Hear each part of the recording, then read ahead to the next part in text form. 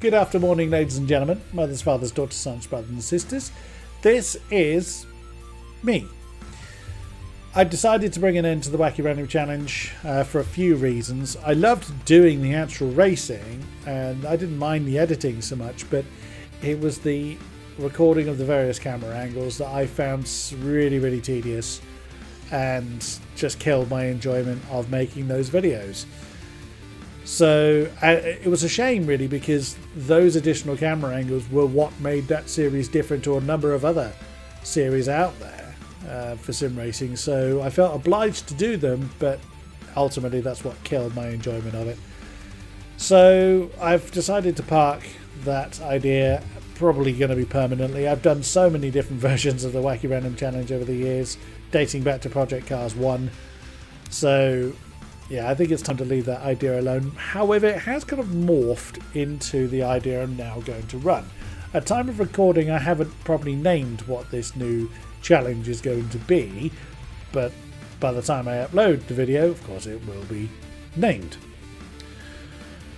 So I wanted to have some kind of point structure, some kind of target, rather than just racing.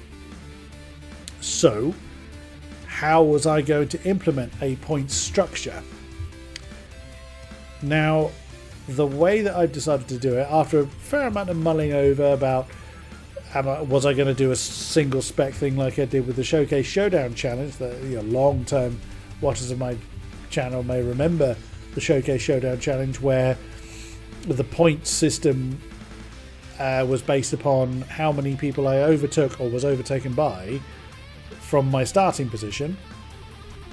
So if I finished ahead of my starting position, I gained points. If I finished behind my starting position, I lost points, and that adjusted the difficulty level of the AI. Can't really do that in AMS 2 because the range of AI difficulty is quite short. It's only 75 to 125, whereas in Project Cars 1 and 2, or certainly 2, it goes from 0 to 120, I think. So I had a lot of numbers to play with. So I decided to use a flat point structure, first to last, having ever decreased the number of points, obviously. But how was I going to implement that based on grid size and also for range of car speed?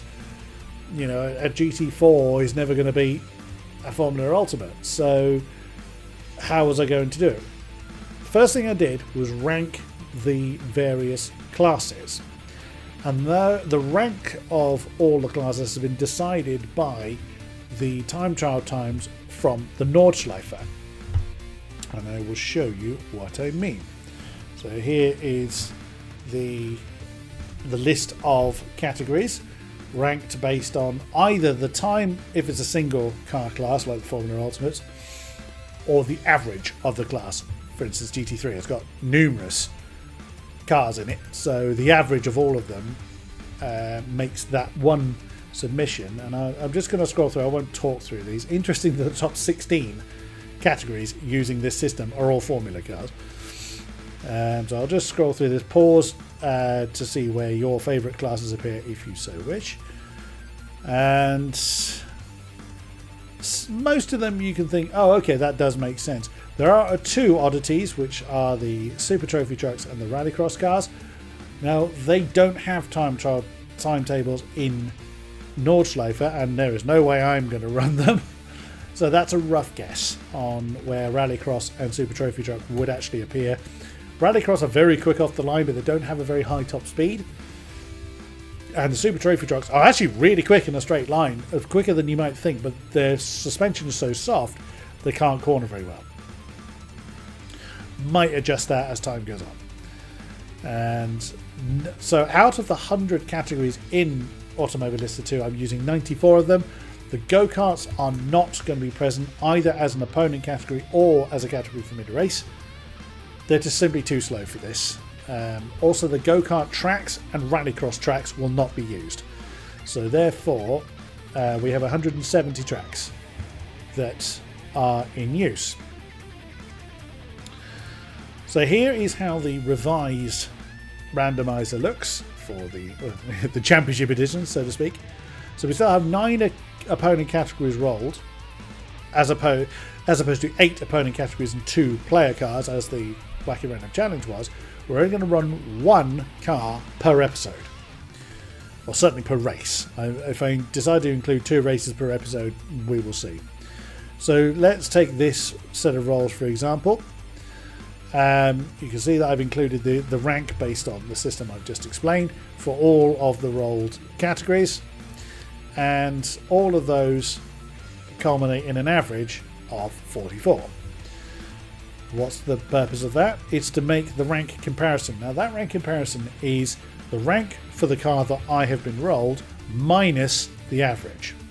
And that gives a score of minus 17. That basically means that my car is quicker than the average of all the groups. What's the relevance of that? Well, that comes down to the point structure. Now, I've got 3 point structures in place. I'm not going to go massively into them, but essentially the smaller the grid, the less points available. That's the shortest way of explaining it. Up to 29 cars will be the shortest structure.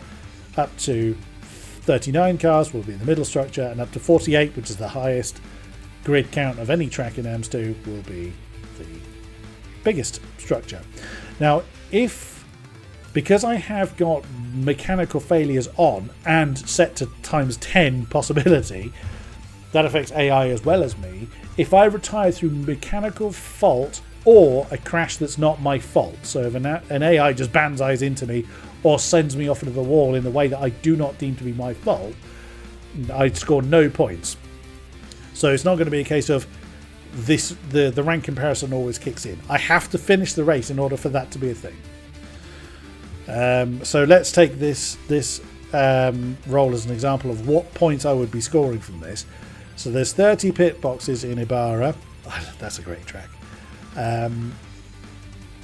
So in a rank 27 car compared to this particular field, the expectation is to finish higher. Only three of the 9 categories are ranked higher, so technically faster than me. Yes, there's always leeway in there. Not every category is going to be faster than another category, a particular category, depending on the track. Yes, there is no allowance for tracks. The formula would just be too complicated for my simple brain to figure out. Based on this track, the point scoring is this. No. So therefore, I should be finishing well inside the top half. So say we'll pick a rough number here. If there's 3 categories quicker than me, I should be finishing around about maybe say 10th. Now, if I finish 10th on this particular track, which has 30 boxes, so that's the middle set of numbers. So if I finish 10th, that gives me 30 points. However, the expectation is to finish higher, so I would lose 17, because the rank comparison is that way inclined, from that 30 points. So I would come away with what? Only 13 points out of that. However, we've rolled this again. Oh, see, that comparison's even worse, because I'm in a very, very fast class there. See, that is the fastest class by some margin, looking at those numbers. So we'll take that consideration. That's a 48, Road America with the bend in it. That's after the carousel. So that's a 48 car grid, of which I should be scoring certainly inside the top 5. So say I got 5th in that particular race. There's 50 points there, but the expectation is to finish very, very high. So I'd lose 35 of those points, coming away with 15. Conversely, if the comparison's the other way around, so take this one, so the rank comparison is 12, so I'm slower than the average of the rolls here. Alton Park Classics is quite a small circuit, so only 28 cars in this, so this would then be the smallest category. Say I finished, I don't know, 20th. That would normally only give 10 points. However, because the rank comparison says 12, I would gain 12, so that then becomes 22. So in theory, and certainly in testing, the slower classes, again, if the rank comparison is very heavily stacked against me, position-wise, technically you could come away with more points. And I came away with something like 50-odd points in a really, really slow car, because I simply survived. But Flip that the other way around. The faster cars, you're expected to finish higher. So it's not going to be a case of you're guaranteed to be scoring 50 odd points every single time. Again, may adjust it as the series goes on. We'll see. So I'm aiming to hit 1,000 points. Obviously starting at 0, and that is the gap between there and there. Now, if I crash through my own stupidity, I will lose 50 points flat. And anyone that's watched any of my videos will know that is very, very likely. So, we will see. So there will be times when I may well be running out in front and I'll trip over a back marker because I've been too greedy in a corner and chuck it into the wall. 50 points gone. So we will see how this challenge unfolds. The weather is still going to be random. There is going to be a qualifying session because sometimes the random element from the grids came up with some very odd results that we saw in the Wacky Random challenge. So there is going to be qualifying, but I'm going to edit those down to extended highlights basically. And yeah, we will see what comes out. There is also the possibility of full course yellow, and pretty much every race I did there was at least one full course yellow. That actually is why there's no go-karts involved, because I had a situation at Watkins Glen where the front of a particular train was a go-kart. Now the AI will slow down even though they've not caught the back of the actual train, because of course the pace car let them go because they were at least one lap down, but they never got up to racing speed. It took like over 4 minutes. Yeah, that's why the go-karts are not going to be involved. So that's it. That is the explanation of the new series. I've decided to put this video separately to the first episode because a lot needed explaining there. Hopefully we'll have some fun along the way, and we'll see. I don't anticipate that this will take hundreds of episodes. It may take quite a few, and I may decide to adjust the points total. If we hit 1,000 really quickly and I'm really enjoying it, I will push that points target beyond 1,000. If it feels like it's going to take absolutely forever, we may bring it down. We will see. Moving goalposts. Thanks for watching. Take care. Bye bye.